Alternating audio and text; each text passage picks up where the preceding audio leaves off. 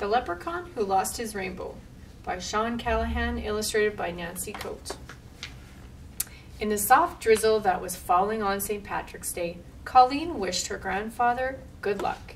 He gave her a piece of red licorice, her favorite candy, and then he was off to the parade to play the bagpipes. Her grandfather had told Colleen that the notes he and his bandmates played were like colors on the air, colors only your ears could see. Playing music is like building a rainbow, he said. A little man I once knew taught me that. Her mom and dad were going to watch the parade from the window, but Colleen sat on the porch under her yellow umbrella. What if it rained so much that everyone went home and no one heard her grandfather's bagpipes? That would be a shame. His music was so beautiful and so sad it made people smile and cry at once. To pass the time, she played a song on her green penny whistle, which had a tiny shamrock printed on it. Her grandfather had brought it all the way from Ireland. It was her favorite thing in all the world, and she never let anybody touch it. When she finished the tune, she took a bite of her licorice. Just then, a little man appeared on the top step. It was a leprechaun. "I like your penny whistle," the little man said. "You play very well." Colleen started to say thank you when suddenly the leprechaun jumped into the air and took the licorice stick right out of her mouth. He dropped it into his hat. "Thank you," he said. "I'll be needing that. Or my name's not Roy G. Biv. It's just the shade of red I'm looking for." Colleen was shocked. "What are you doing?" she shouted. "Give me my candy." The leprechaun frowned. "Your grandfather was much more helpful."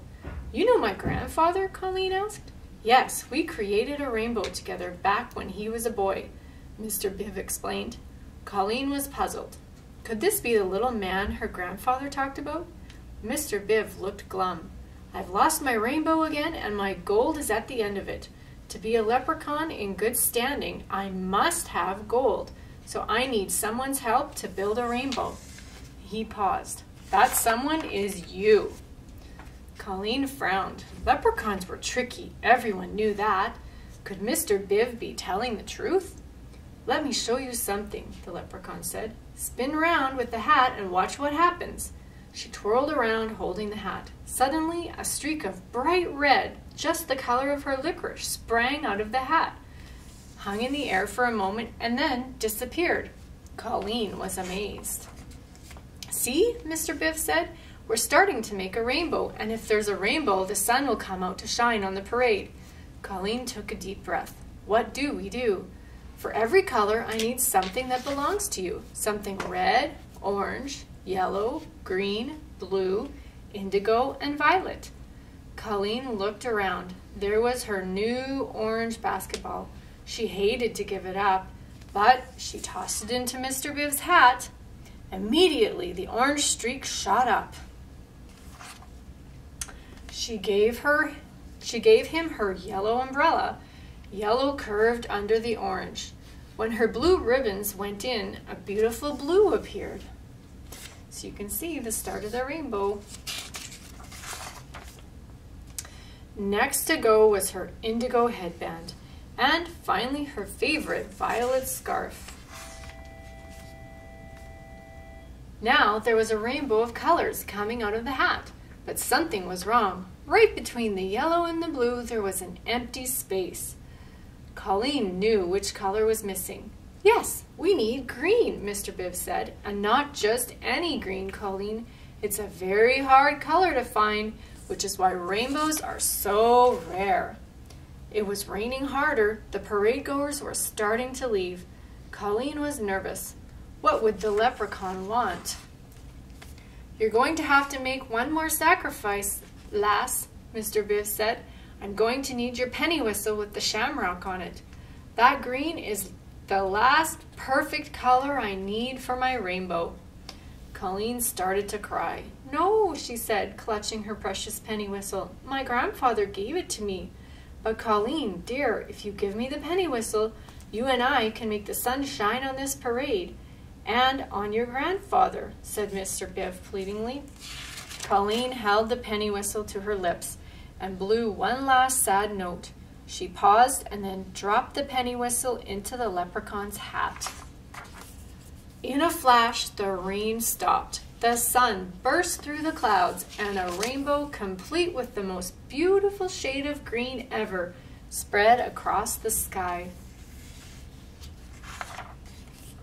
The parade goers gazed up in wonder, and Colleen's grandfather began to play the bagpipes. The music was so beautiful and sad that people smiled and cried at once. Nobody noticed that a pot of gold had appeared at the end of the rainbow, right on Colleen's front lawn.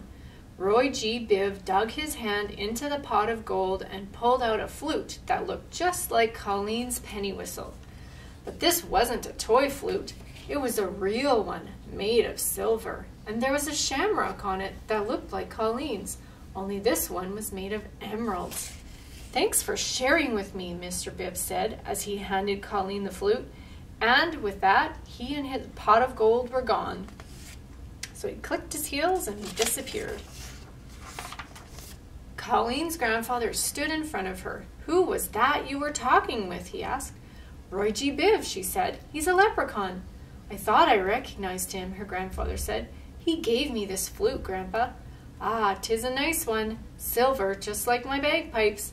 What do you say we play a tune?" So together they played When Irish Eyes Are Smiling. The colors danced on air. So you can see all the colors of the rainbow. So then at the back of the book, there's a little bit of a discussion about rainbows and how rare they are. And then it just talks about the different colors in the rainbow.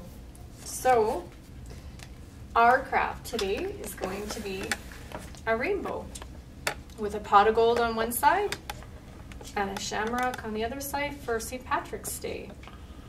So if you notice in the rainbow, there's red, orange, yellow, green, blue, and then indigo or violet. So indigo is sort of in between the two colors. So if you take the first letter of each of those colors, it spells Roy G. Biv. So R-O-Y, and then the G, and then the blue and the indigo is sort of a mix, and then the violet. So that's why the leprechaun's name was Roy G. Biv. So to start our rainbow, I have all the colors that we need for our rainbow, and I've cut them into strips. So you can do as wide as you want. I think I did about 6 centimeters or something, 8 centimeters on these ones. And the key to getting your rainbow to fan nicely up like this is that each piece of paper is a little bit different size than the other. So start out with all of your strips the same length, and then you need to take a ruler and just mark a little bit off of each strip. So my red is the top of my rainbow, and it is going to be my longest strip, and then orange is my next color. So I took a ruler and I marked 1 centimeter off there.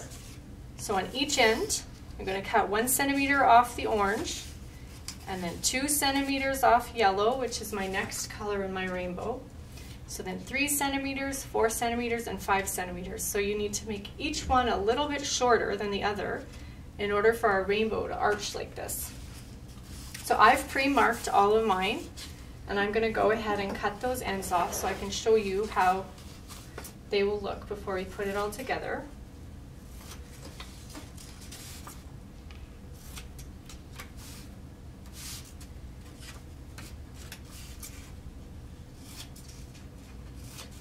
So now that I've done one end, I'll hold them up and show you.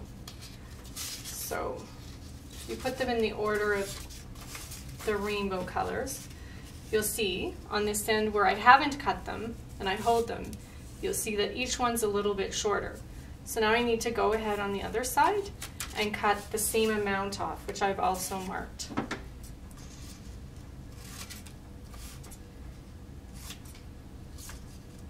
You have to get out your ruler. You can guess if you want. If you're not comfortable with guessing, get out your ruler and mark 1 centimeter at a time on each one. So now you'll see that I have these colors. and they're all a little bit shorter than the other. So my red is going to be at the top, so I'm going to start, make sure I have them in the right order. So red, orange, yellow, green, blue, violet. So that spells Roy G. Biv. And I've got the ends nice and straight at the bottom. So I'm going to take my stapler and I'm going to staple those. So now I've got them attached on one end. And I actually missed a step, so we need to go back.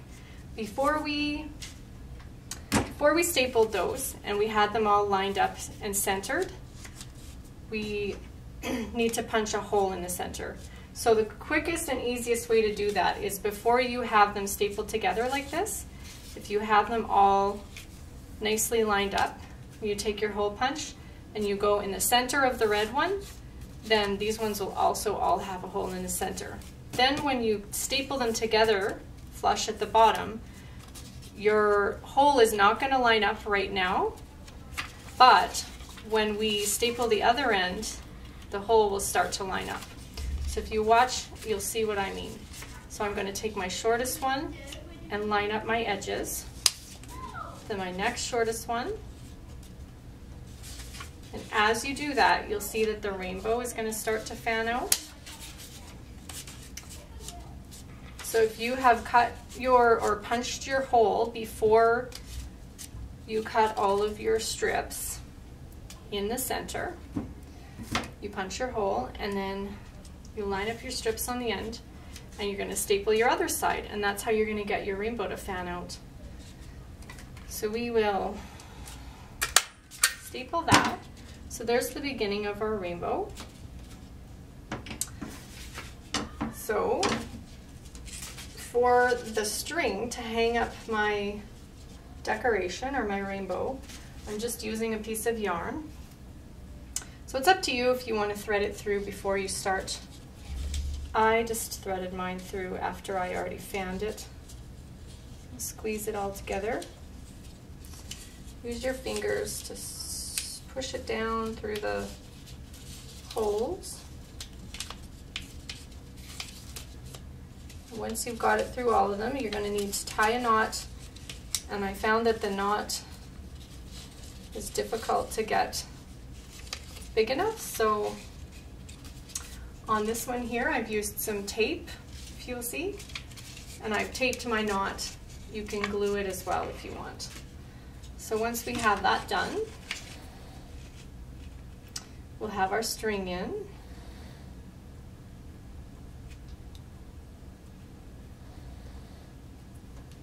Then the next step of our rainbow is to add our pot of gold. So every rainbow and St. Patrick's Day rainbow has a pot of gold at the end. And on the other side we have some clouds and a shamrock.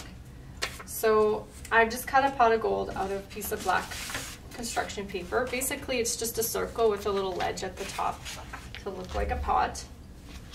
So I'm going to take my glue and stick that on one side of my rainbow.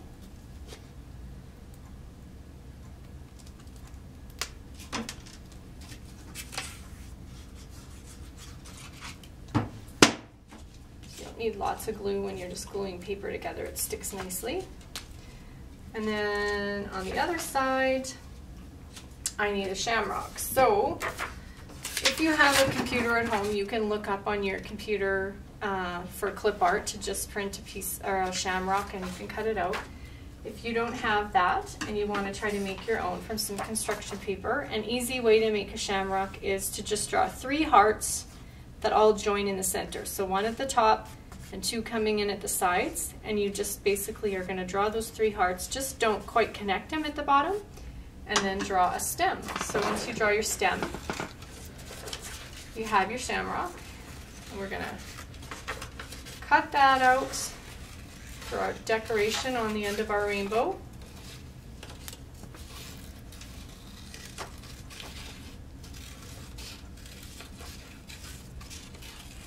So shamrocks aren't perfect, or the clovers are not always perfect, so it's okay if it's a little bit crooked off to the side.